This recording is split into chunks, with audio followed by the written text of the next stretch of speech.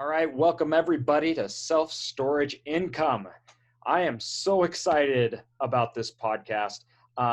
If you are in the self storage industry currently, you already know of Travis Morrow, and he is, I mean, you've done so many different aspects in the storage industry. It's really hard. I mean, you're acquired, you build everything around storage, operating, running, but two, even outside that, you go to like, I feel like a lot of people either play in the industry or they play on the periphery, right? They're either vendors or they're brokers or something like that. You've just kind of eclipsed it all. And you are also the CEO of Store Local. You're running the storage facilities today. I mean, are you still doing brokerage too? We mainly broker our own stuff now. Okay. And so we will still broker deals, but largely just representing ourselves or just kind of our core group of clients. Okay. And this is with National Self-Storage, right? That's correct. Yep. So National Self-Storage, you guys are in how many states? Right now we're in 6 states: Texas, New Mexico, Arizona, California, Utah, and I'm missing one somewhere in there. But yeah, we're in 6 states right now. Awesome. And I've known you. You were actually, it's funny. When we started going into this industry, we were just jumping right into this thing. When I was in we had gone to a few self-storage associations a while, like in the early 2000s when we got out of the game. We owned a few small facilities. It was totally different world back then. We started, and then we decided to come back into it in a really big way, right? 2010. You were one of the first people that I met when we were going to go big into self-storage. You probably don't even remember it. The only reason I remember it is because your wife was the only one that talked to me, and she's like, "You need to come meet my husband." I was like, "Okay." So went and we met, like hanging out that night. But you were like the first person I was introduced to when we were. No, I think I do remember that, and I like to joke that sometimes at the events when I'm with my wife, she does all of the talking, so I don't have to. So it doesn't surprise me at all that she certainly spoke to you, because she speaks to almost everyone. That's awesome. You married over your head. She's great. For sure. And so now, how many square footage do you guys have under, and you own and operate? Is that correct? We own and third-party manage. Okay. Right now, we're at about 750,000 square feet, plus or minus, across those stores. Nice. And when you just for people coming into the industry that may be looking at self-storage, a lot of people do third-party management, and that's what Travis is talking about here. And then there's people that are just purely like owner-operators, which are like me. I don't operate anybody else's. We just operate what we own. And then there's other people that own and don't have anything to do with operations. It's one of the reasons I'm so glad you came on the podcast and we get to hear from you on this side, because I think that's one of the biggest questions that people have in the self-storage space that are looking to get into it or just trying to make their business better, is this operational, point. But sure, before we jump into operations, give us a backstory, how you got into the industry and how you got to the place where you are, and then we can just rapid fire questions at you. Sure. So you mentioned my wife. I actually married into the self-storage industry. My father-in-law is Bob Schaff with National Self-Storage. He's a industry Hall of Famer, been in self-storage for 45 years. He built National Self-Storage up to 93 stores at one point and was the sixth largest operator in the country in 2005 and the largest privately held portfolio in 2005. Wow. And that's where the third-party management piece came in. Was they owned 70 of those stores, and then they managed another 23 for third parties, not unlike what the REITs are doing today.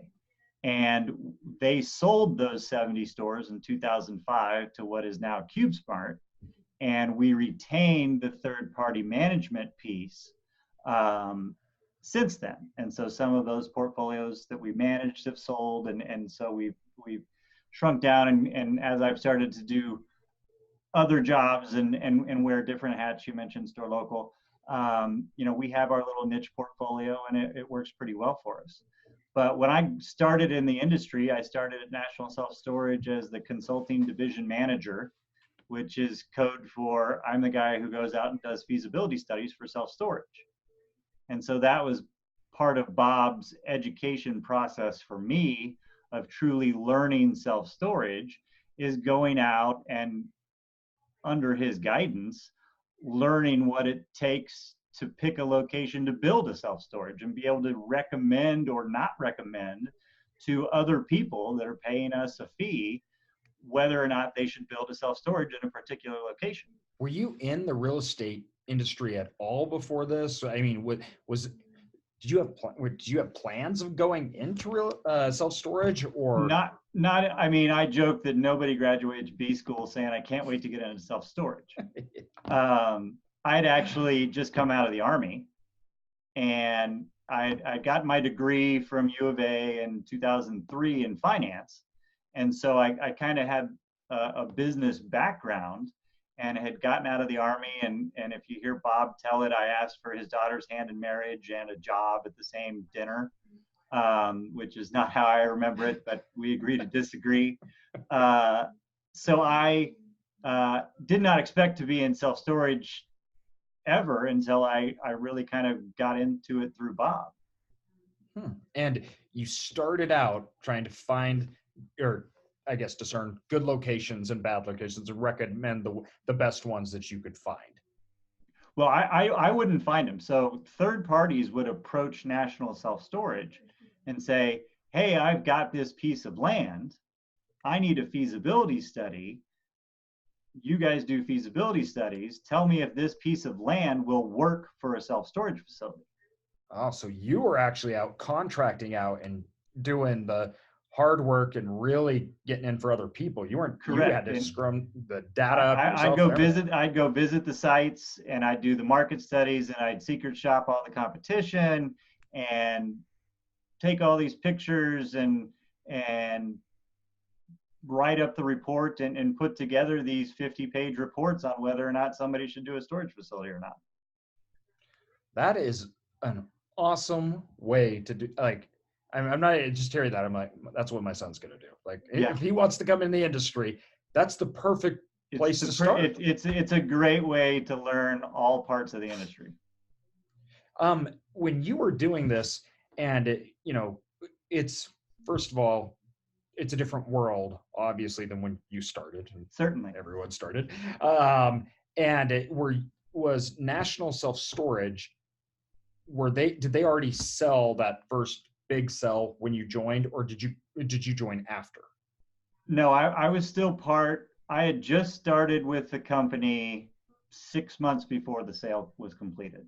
Okay. So I was still I started with the company, and we were 93 stores. Got it. And you were doing and working with a third-party management part, going out and doing feasibility. Was it around where you lived, or were you looking at all other markets in the nation? I went everywhere. I went to Cheyenne, Wyoming. I went all over. I'd love to see that feasibility study. That one I said no.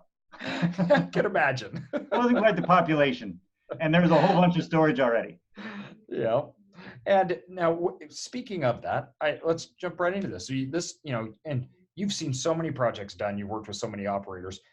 What do you think makes a good storage location? Like, if you're out recommending and looking at different markets, do you have a secret sauce that you're looking at for a location where you go, these are the elements that is needed to make this a home run, or no?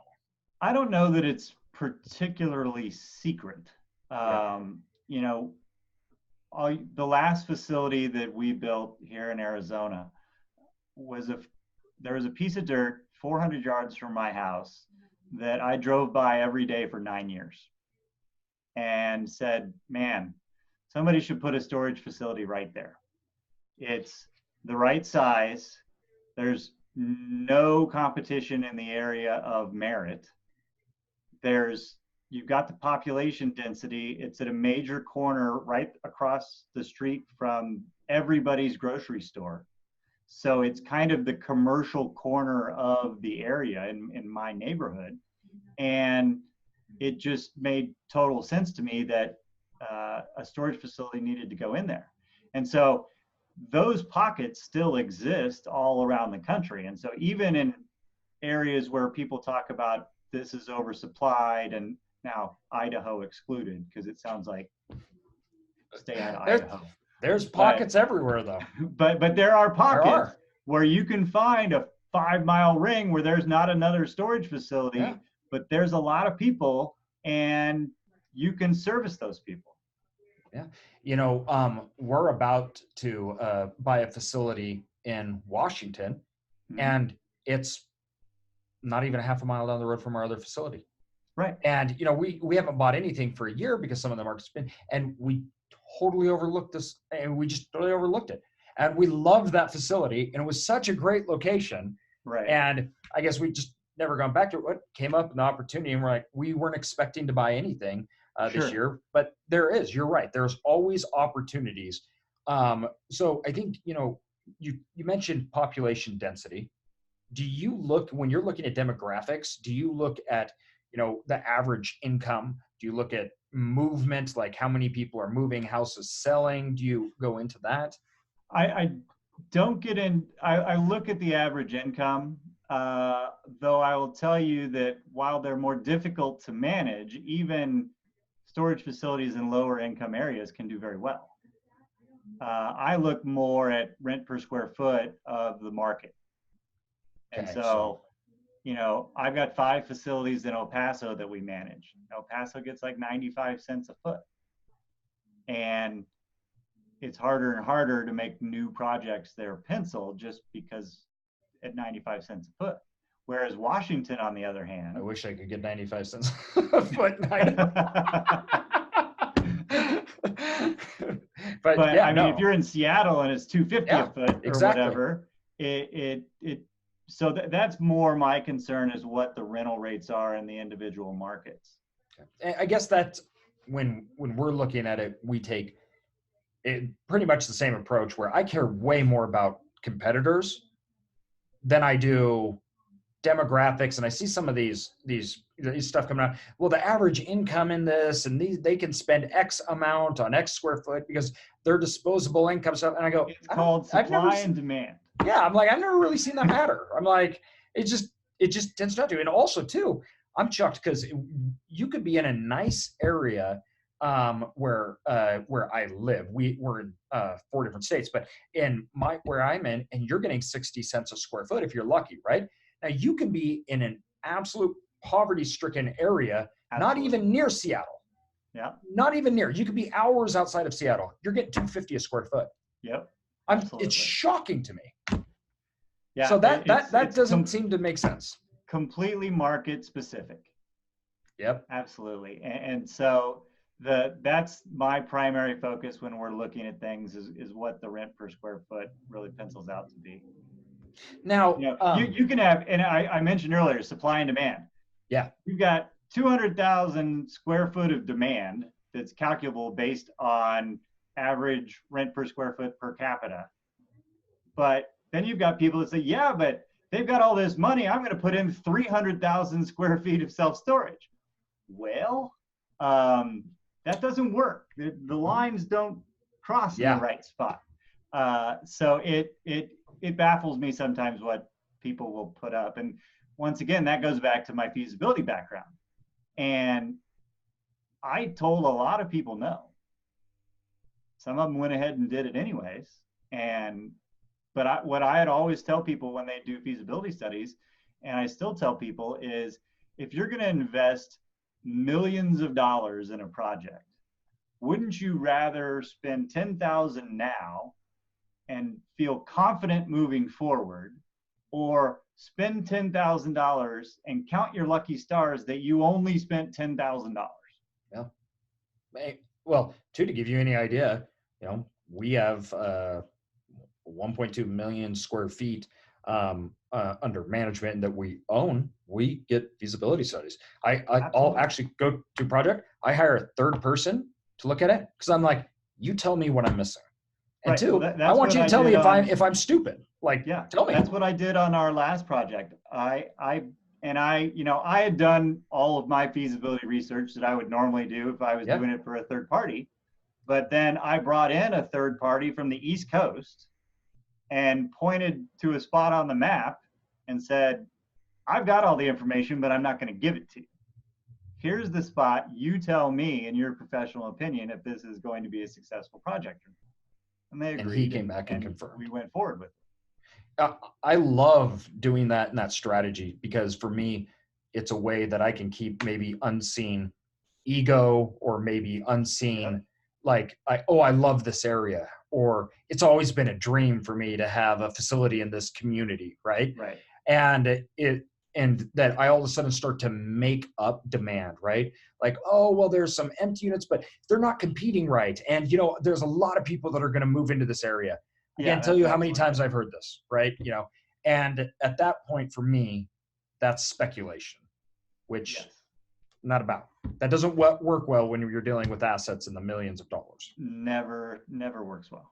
Now, I guess we're talking too a lot about development, but did you do when did you help people? So you were doing feasibility studies for development, but let's talk about acquisition. What's your experience in either doing, or did your third party management help people with the acquisition process? We did both. We've acquired individual facilities as a result of that sale. We had some 1031 exchange money that we needed to place. So we did acquisitions for ourselves in Salt Lake City and Las Vegas.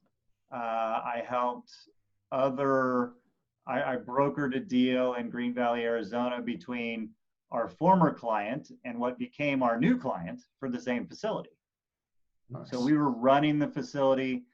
The existing owner wanted to sell, found him a buyer, and put that deal together. And then we're now managing for that buyer. We've actually done that a couple times for former clients and then what became new clients. That could be great, especially if you're looking for passive income, because you know the operations, I know what it's making, I can tell what I'm buying, and Yep. then that's a very Just keep safe way to go doing what about you're it. doing. Exactly. No, that could be very, because one, like we kind of mentioned in the first, which I think we're getting right into now, so we can talk about this because you mentioned it. One, I think the biggest hurdles for people traditionally in self storage has been the operational aspects. That's why we got into it, because we just thought we could do better operationally. Right. We could do better deals. We could operate businesses better than the existing people we'd acquire and turn them around. And that's been kind of a hurdle for a lot of people getting into it. Sure. And that's where you guys solved this problem. And two, we're seeing it now in the third party management and how that's grown. What do you think makes a successful management company of a storage facility, storage operation? So the thing that National Self Storage, when they came on the scene, really wanted to bring change to the industry was to just increase the level of professionalism. It used to be even, and I've walked into many offices that were run this way, but it's, Ma sitting there smoking cigarettes in her moo and, comes out from her living room on the other side of the office and like, can I help you? And, not the experience that you're necessarily looking for. And so we wanted to bring professional managers, professional management, and traditional business practices to self-storage way back in the 80s.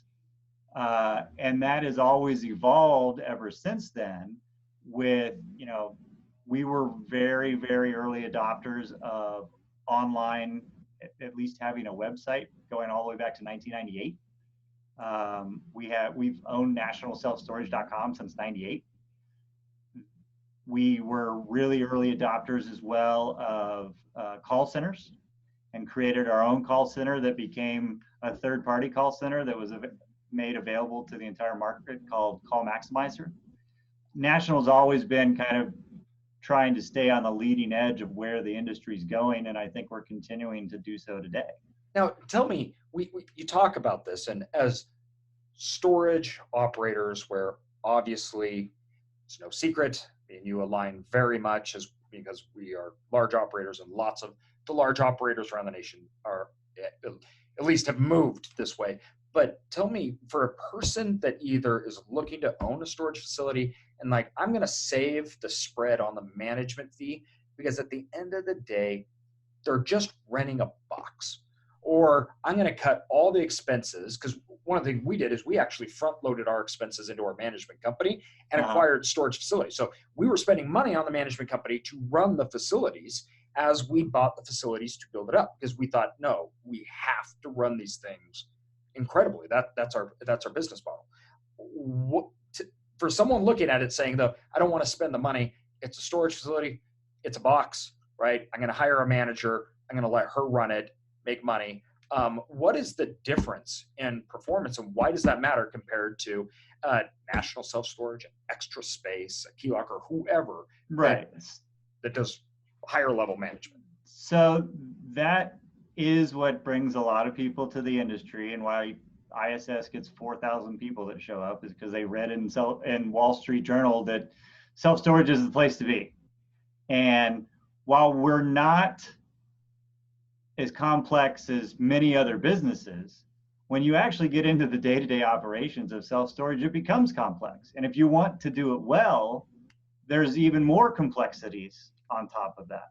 You know, if you're going to hire a manager and just she's going to run your facility, what does she know about the lien process? The largest exposure that we have to liability of anything out there. How do you know that she's doing it correctly? What oversight are you able to provide? What do you know about the lien process? How are you going to ensure that you're covering yourself just in that one instance? And then, you know, from a customer service standpoint, how do you treat your customers? What are your policies and procedures to ensure that you don't have people sleeping in units or your manager isn't stealing from you? All of these different things that happen at every storage facility in the country, that if it's day one self-storage, you're not going to know that. And you're going to have to learn the hard way. Whereas a management company that's a professional third-party management company, they can step in and say, okay, we need to do X, Y, and Z, and we'll make these changes, and we're going to raise these rents, and we're not going to be upset if somebody moves out because we expect them to move out because we're trying to manage the revenue and increase the revenue. And we do these things without blinking because we know that they work. Whereas if it's day one in the industry, you know, no self-storage operator has ever been accused of spending too much money. We're all quite thrifty, and that can be to our detriment in many cases. So with a third-party management, we've learned some stuff the hard way, but we also know what works now, and we can make those decisions quickly and have a quicker impact on the operations of a facility than somebody just coming in the first time. You know, I like to think about this as, you know, and we're talking about operating storage facilities in general. Like if you're operating it yourself, third-party management, however you're doing it, because once again, we operate ours by ourselves. But when we came into it, we realized if we're going to do this, we got to do this right. There's no in between. And I think the reason we realized it is the spread of revenue that was being left on the table. And I'm talking about, we'll take over facilities and they're just not even collecting 12% of the revenue. The rents are all over the board and all lower. Their street rates are not equal to their current tenant. So when you're underwriting the facility and looking at the income based upon simply what they could be collecting, all of a sudden you're like, oh, there's a 20% increase in revenue. Yeah. That is just the market, right? And then once you start getting into the sales closing process and offering other lines, everything from services and boxes and insurance, right? And then your manager looks professional, so you're getting a higher end, longer staying tenant. The revenue is not even comparable. I mean, you go in and take over a new property, you put a professional operation in, and then you send out your rent increases. And when the tenant gets the rent increase, they say, oh, well, I see all that they've done. Makes sense to me. Moving on. So I got a quick story because you're gonna love this one. You're gonna relate to it because a lot of people, when we did it, like lost their minds. We bought a facility at auction, and it was in Boise, and this facility was owned by the state. So it was owned by the state of Idaho, which was very controversial. Hence the reason they had to auction it. Right. They were competing with their other businesses, and they didn't have to pay taxes. So not a fair competition. But with that said, though, the state, because they were nervous about it, they're like, listen, we're going to hire this manager, put her in there, but we don't want to do anything with running it, right? We just don't want to. So she just sat in there and ran it. And so it was ran extremely mom and pop. And when we looked at this, we saw all these things that we just talked about that we could do. Well, we bought it. Our average rental rate increase the day after the documents were signed was 67%. Some of them were 160 to 200% in one day. We lost 30% of our occupancy. Yep. 4 months later, we were fuller than when we bought it. Had it all back. Exactly. And we had increased our gross revenue by, it was like 38 to 40% in 3 months alone. Yeah. And now this is an extreme case I'm talking about. Sure, that's a home run.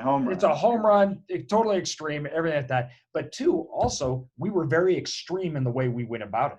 Most people would be very nervous to walk in and say, yeah, we're just going to double everybody's rates. And two, also, we had to deal with it because it was hell for 6 months. People were ready to kill us, right? But absolutely, it's a great, to be like, example of what's happening. And two, all we really did was match what the market was doing. Right. So with the tenants, it's not like all of a sudden we were screwing. They can't go somewhere else and be 67% less again. Yep, exactly. That didn't exist. And I think that right there is the perfect example of you're literally taking apart. When you go in and buy a facility that's being ran, it's like a market inefficiency, and you're just evening it out. Yep. So when people get into this industry, I'm like, don't be that guy, right? You want to make good money. And two, also, I think a lot of people are getting into it now. They're developing, and they think they're going to manage it. And we see this in our market. You see it in yours. And they're building at the highest cost that our industry has ever seen, with the most competition ever being built. And now this comes into another segment I want to talk to you about, is your competitive advantage in the marketplace. And how do storage operators gain that? How do they do that? So we're talking about, you got to be professional and look good and raise rates, but how do you gain a competitive advantage when you have storage facilities being built around you, or you're coming into the market for the first time and you're like, I want to, I need to fill up. I gotta make this work. How do you do that? So if you're building a new property, you've got all the opportunity in the world, because starting with the design of your facility, we're a long ways now from the single-story drive-up with the swing gate self-storage facilities. The modern Generation V, some people call them Generation Vertical, multi-story facilities, they're essentially big boxes, but with a big box, you can do on the outside whatever you want.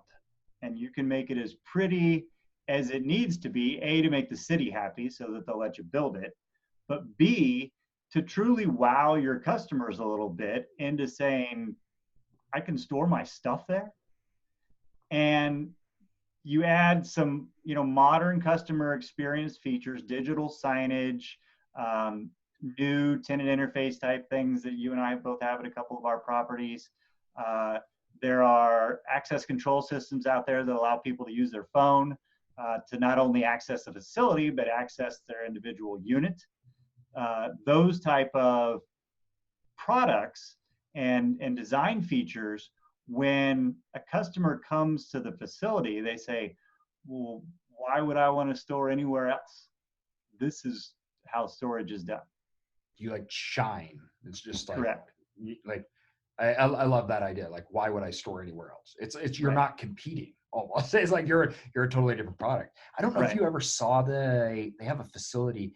It's an extra space facility down in Naples, Florida. It was Okay. in the Wall Street Journal, which was funny because it came out this huge article in the Wall Street Journal, right? But I'd been down there. I had other business down there that I was operating, and before that article ever came out, saw it. But it looks like a hotel. I Yes. mean, it looks like be a Four Seasons or something. And Absolutely. I mean, I pull up and look at this thing, and I had passed this for months and not known that it was a storage facility. Right. And Well, so it's a high end area. yeah, the our Marana facility that I referred to earlier, when we built that, our town of Marana is where the municipality we were dealing with, and 2010-ish, they opened a new Ritz-Carlton, and it's a beautiful property, 6 stars. I mean, it's a really nice property, and the town of Marana is really, really proud of that property. So when I met with my architect, I said, hey, let's go have breakfast at the Ritz so that I can show you some of the design features that the Ritz used. And so we went not only to the hotel, but then we went down to the country club, and it was designed by the same architect and had some of the similar features. And so I was showing my architect that stuff, and one of the features at the country club was, they call it the Kiva room, but it's this round rock tower. And my architect took notice of that, and when they came back with the designs, we had this round rock tower, and it was designed to kind of match the Ritz-Carlton, and people have also thought that we were a hotel. They just didn't, this multi-story thing with the windows and the awning on the side, they thought we were a hotel. And I take that as a compliment. Yeah, absolutely, 100%. When I look at it, our prize, I think, property that we look at, same thing. It was a ground up, and so we were able to build, big open space where people could come in, and our market is like 20 years behind your markets, right? So we're like, when we built it, there was no REITs or anything in our market at all, Right. and it was something the market had never seen. The banks told us that they had people taking the bank saying, I want to build that, I want that. And when we opened it up, we had a line, and our opening area is massive. I mean, the amount of square feet, 30-foot ceilings and everything. And it went out the front and out the back, lined up to rent storage. Never seen anything like it. Yeah, but it's right. All of a sudden, like you're saying, we weren't competing. We were like a different thing there. Right. And so, no, that you're right. Development gives you that huge advantage. Now, how about acquire? If you come and acquire a facility that needs work, how do you compete? There are actually, you can, even in an existing facility, and people use the phrase lipstick on a pig on occasion, but it can be a really effective tool if people have been driving by what they thought was a really kind of rundown, beater old facility. But if you're willing to go in and put some money into it, and you built that into your acquisition cost and your overall model for what you're planning on doing with that project, you can reskin that sucker, new doors, paint, landscaping, asphalt, and turn it into what looks like from the outside a very new facility. And just that impact on the market, where people are like, oh, that place was such a piece of crap, to, oh wow, look at that place now. You're while you're not a brand newly developed facility, you're at least trying to drag yourself back up there. You mentioned this earlier in our discussion here, which I think is really relevant. That people aren't as mad about rate increases when you do that, because then they see that value that you're bringing to them.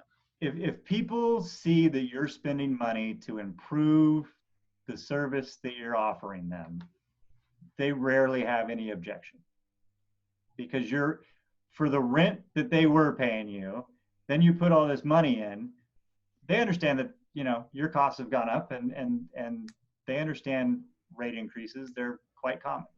I always use the electric company as an example. My electric bill goes up every year. I don't know about yours, but it's life. That's what happens with storage. Yep.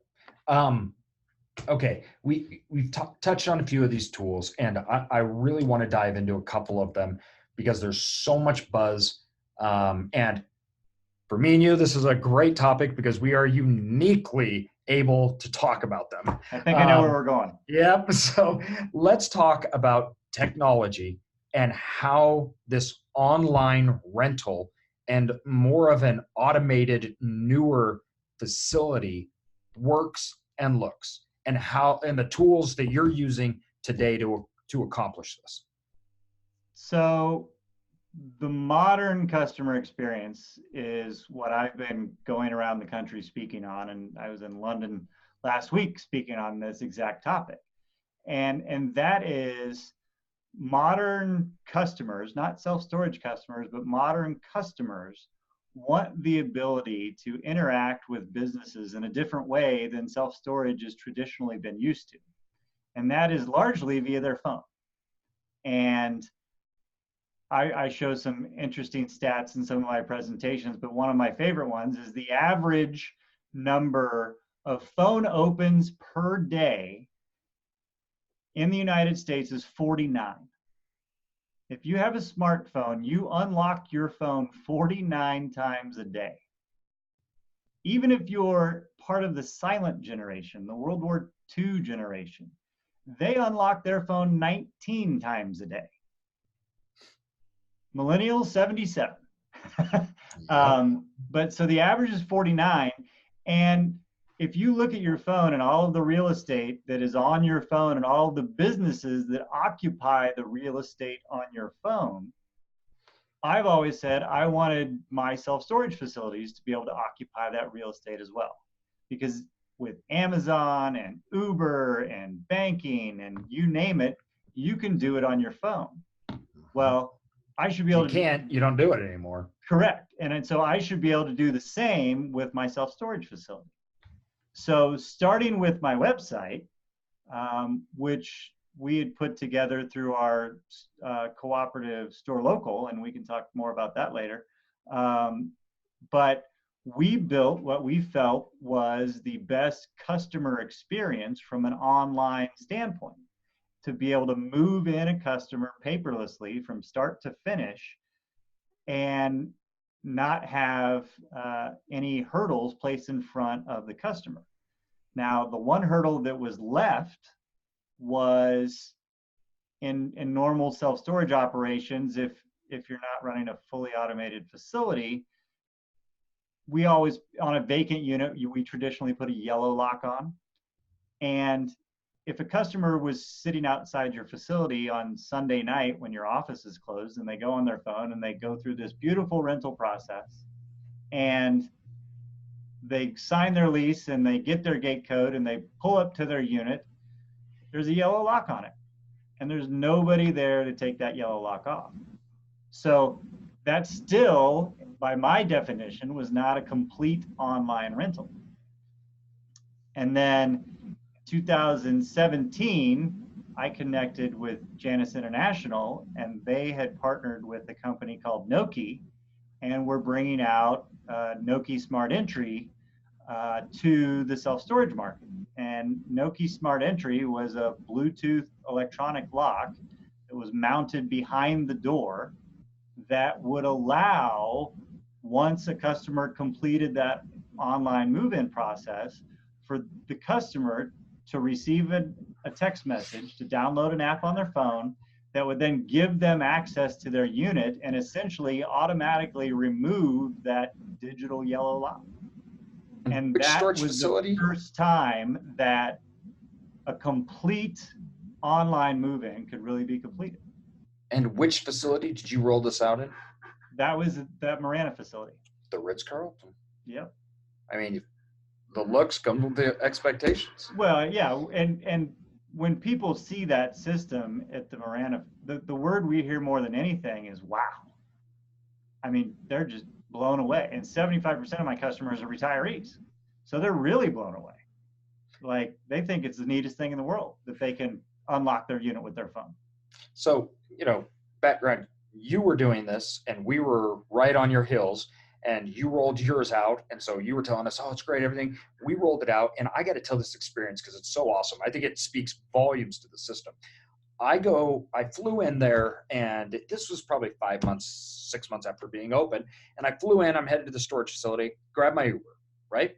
On the way to the Uber takes me to the facility and goes, hey, I rent here. And I'm like, oh, well, that's awesome. Thank you. And I asked him, I'm like, why'd you choose for us? And he goes, you kidding? I'm an Uber driver. My whole life's on my phone right here. I'm like, right. Oh, that's great. So, right, get up. Anyway, I get an Uber to go back to the airport to leave. Uber driver pulls up. I get in, new Uber driver, and he goes, hey, I rent here. Oh, that's amazing. And I was like, are you kidding me? And he's like, no, I love the online features about it. And both of them, they're like, I'm an Uber driver. I have off hours. I mean, like that. It's just, got to work with my schedule. But I'm sitting here going, two people, they've never met our manager ever. Sure. They never even met him. And they don't have to. They don't have to. They're like, that was my options. I took it. And that's how they loved it. They thought it was the coolest thing they'd ever seen. I absolutely want to give my customer the choice with how they choose to interact with us. So if they don't want to talk to my manager, they absolutely do not have to. As long as they pay their bill on time, we'll be good. And we had a customer come in New Year's Day.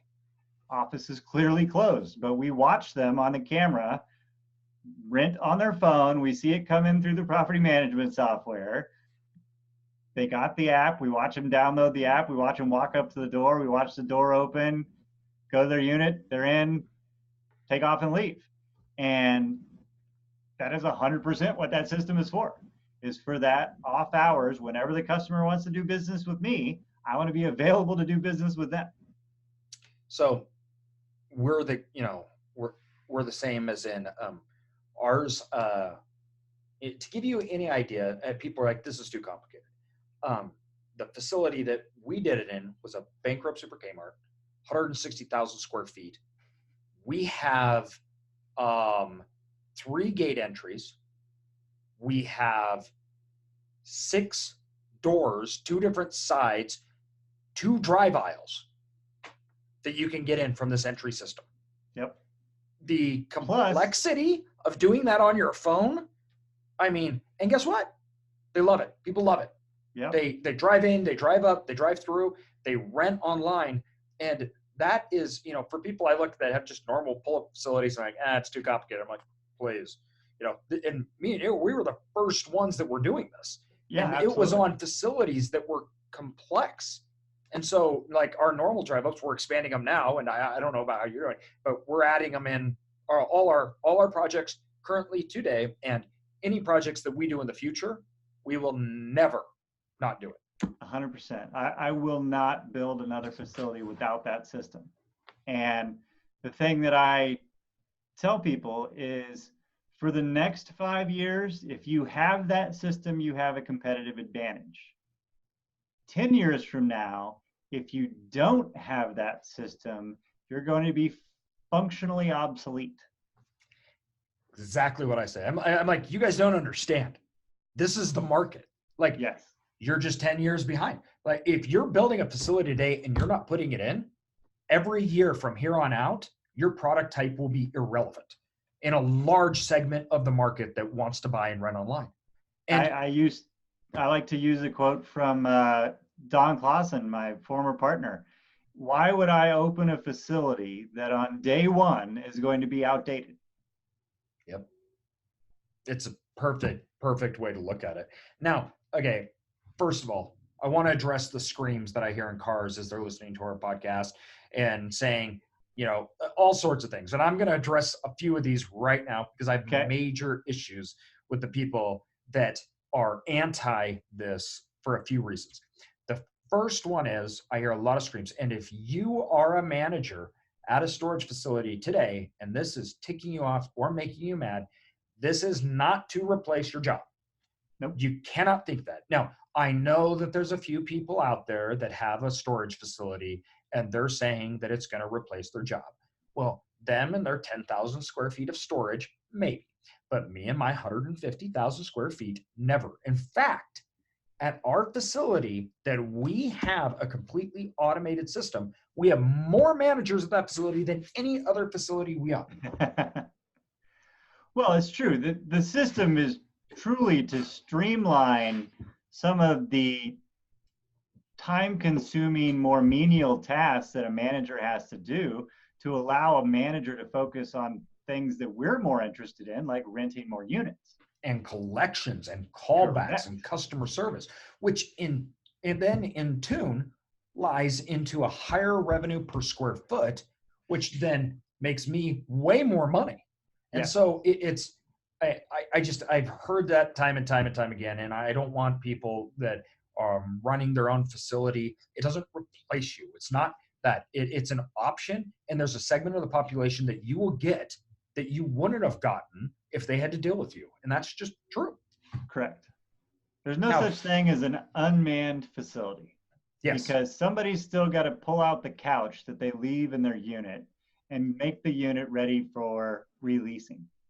Yeah. Always will be, as long as there's people on the site moving, building stuff. And the bigger you go, the more complex these things are getting, the more sophisticated you have to be. You need people there to support it and run it. So I think that's the first thing that I want to get at. The second thing that I want to talk about is the justification that I'm not going to put it in because the cost, and I'm trying to lower my capital input into this job or into this project so that I can make a better return on my money. So that one, I get that one a lot, and it blows my mind because, and maybe it's just because I'm so focused on customer experience and the modern customer experience, but the cost of this system is just the cost of providing that experience. And once again, for the next 5 years, that's good for me because I'll have a competitive advantage. 10 years down the road, I'm going to be screwed if I didn't spend this today. And in the grand scheme of a new development that's going to cost you between $6 and $8 million, if you're spending $125,000, $150,000, it's not that big a number when you look at it that way, especially because, you know, the old way of doing it was to put individual door alarms and cameras everywhere and whatnot. Well, it's still $185 a door anyways, with keypads and all the other stuff. So the cost difference is not any impact in any of my decision making, and clearly not yours, because you and I have both said we're doing it no matter what. But for those guys who are like, it's just too expensive. It's not. It really just isn't when you're thinking about it in terms of the customer experience that you're trying to provide to the modern self-storage customer. Okay, now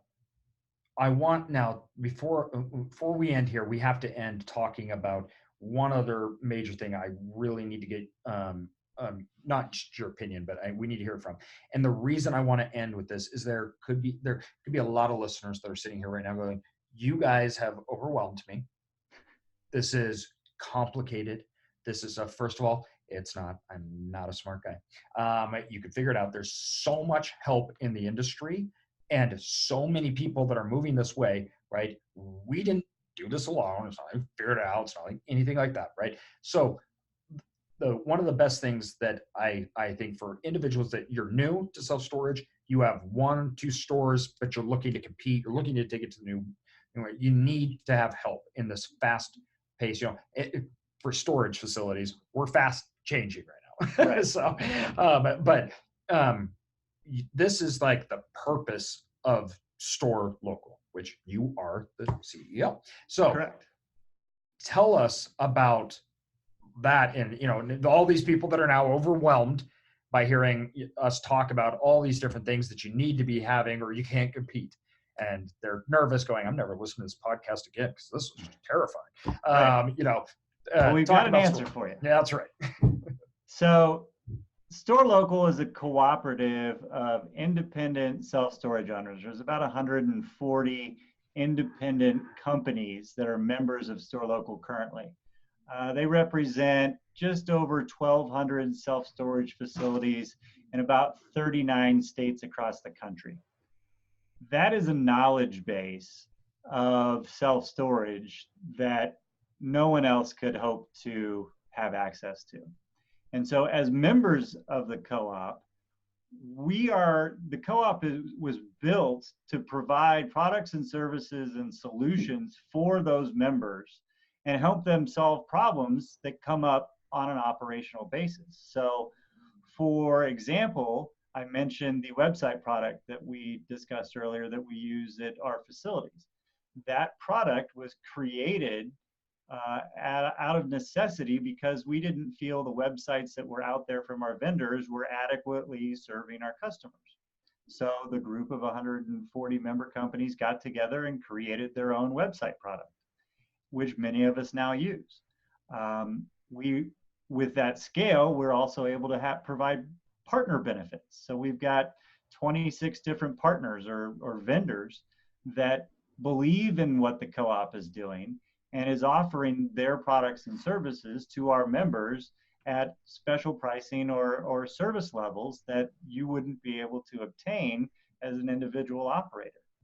And the most important thing that the co-op is focusing on is really solving problems for operators, and that's what we're talking about. So if you're a one-store operator and you don't know how to handle this tenant, or you've got a question about, which way can I go here or there, what do you think about this technology versus this technology? Thousands of different questions that independent operators are faced with. Well, the great thing about the co-op is you, as a member, you can come to the co-op and find answers to those questions. And if for some reason the co-op isn't able to answer you directly, through those 140 member companies, we can point you in the right direction or find the answer, because most likely someone has dealt with that exact situation you're trying to find an answer to. Well, I mean, you're talking about guys that have $1 billion in assets. Absolutely. And the great thing about the co-op is we can approach those guys and say, hey, I've got single store operator in Alaska that has a question about X, Y, or Z. And we haven't dealt with it before, but you have a facility in Alaska. What do you do? And, oh, yeah, we dealt with that last year, and this is what you do. And we pass that information back along to our member in Alaska, and we solve their problem. And that's the value that we're creating for the members through, as they're paying us their membership dues, we're creating that value for them that's either saving them real dollars from a vendor perchance, or operational efficiencies that equal real dollars. Oh, I mean, huge dollars. When we came into it, our savings on the credit card processing were astronomical. Yeah. I mean, it didn't just pay for our dues, it doubled. So we made money off the co-op the first month we joined it. And so right. and there's that leverage power, because you got Travis here who's going to vendors and saying, so would you like to work with 1,000+ facilities, which to them, they're sitting here going, if we could ever have a chance to reach these people, it would take years if we had that opportunity. And you bring it to them in a nice package. So you say, but you got to give them all these great pricing. And they're like, well, of course, why wouldn't we do that? It makes total sense. Then you pass that on to the people. It's a great system for independent operators that are trying to make your desire is to remain an independent business operator. Store Local is really the answer for that. Not only are we providing those solutions and services for people and continue to build and provide new things that are coming around the corner, the other thing that Store Local is a voice in the industry. And a big one. There are lots of things happening in the vendor world and private equity and a bunch of, everybody's got their own opinion of what's going on. But with Store Local, you at least have a voice in what's going on out there. And that's an important piece, as opposed to just being along for the ride and being at the mercy of whatever shakes out. Store local wants to provide independent owner operators a choice and never have them be dictated to by anyone. Okay, first of all, and I know we're running out of time here. I just got to tell you, thank you so much for coming on here. And I mean this in the most sincere way possible, everybody. If there's anybody in the industry, that you could reach out that is going to just be more than helpful in any way, shape, or form you can, it's Travis. He has been that way for us and everyone that knows him. And that's why he gets pulled in so many directions from lots of different people and operators. But thank you for coming on, sharing your knowledge. And how can people get a hold of you? Like, if people are looking for you, where do they go? They can go to storelocal.com, and that will put you in contact with our team, which will certainly get them. They'll get in contact with me or get me in contact with you, and I'm always happy to help. You're absolutely right. Thank you for having me on, AJ. Thank you, and we'll have that in the show notes. So thanks again. All right.